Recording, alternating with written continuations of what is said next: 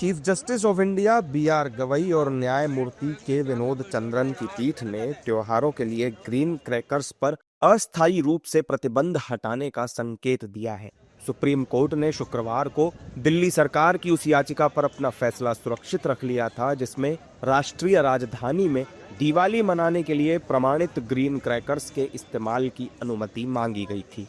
इस दौरान supreme court ने साफ तौर पर कहा है कि लाइसेंस प्राप्त व्यापारियों के जरिए पटाखों की बिक्री की जाएगी और केवल अनुमति प्राप्त निर्माताओं को ही बिक्री करने की अनुमति होगी। वहीं दिल्ली के शिक्षा मंत्री आशीष सूद ने कहा है कि ग्रीन पटाखों पर प्रतिबंध लगाकर हम पर्यावरण प्रदूषण को खत्म नहीं कर सकते हैं। आपको क्या लगता है, पटाखे चलने चाहिए ना? चलने चाहिए। तो जो जनता की मांग है, हम जनता की मांग के साथ है। मुख्यमंत्री जी ने कहा है, सरकार जाकर बात करेगी। देखिए, प्रशासनिक तरीकों से हमें प्रदूषण कम करने का काम करना चाहिए। जैसे सीएनडी वेस्ट से बने हुए मटेरियल को ज़्यादा से ज़्यादा इस्तेमाल करने के लिए कल हमने एक बहुत बड़ी बैठक की। ऐसे प्रशासनिक उपायों से प्रदूषण कम होगा।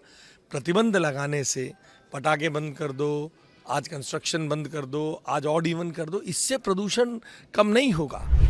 सुप्रीम कोर्ट के इस फैसले पर सत्ता पक्ष के नेताओं ने सराहना की है। वहीं विपक्ष का कहना है कि हम कोर्ट के फैसले का सम्मान करते हैं, लेकिन क्या दिल्ली के अलावा दूसरे राज्यों में लोग प्रदूषण का शिकार होते रहेंगे?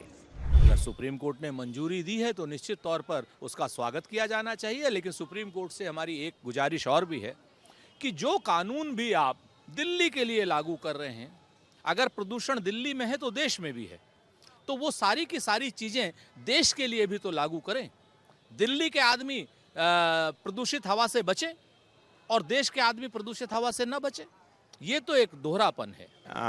समाजवादी पार्टी समझती है कि प्रदूषण भी ना हो, प्रदूषण को बचाया भी जा सके और जो त्यौहार है दिवाली का वो खुशियों से मनाया भी जा सके। तो उसका रास्ता सुप्रीम कोर्ट ने अगर निकाला है तो वो बेहतर है।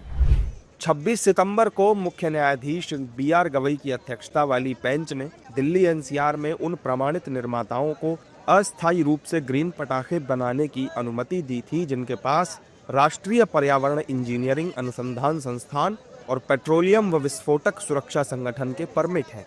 हालांकि सुप्रीम कोर्ट ने निर्माताओं को स्पष्ट किया था कि अगले आदेश तक वो इन ग्रीन क्रैकर्स को निषिद्ध क्षेत्रों में नहीं बेच सकते।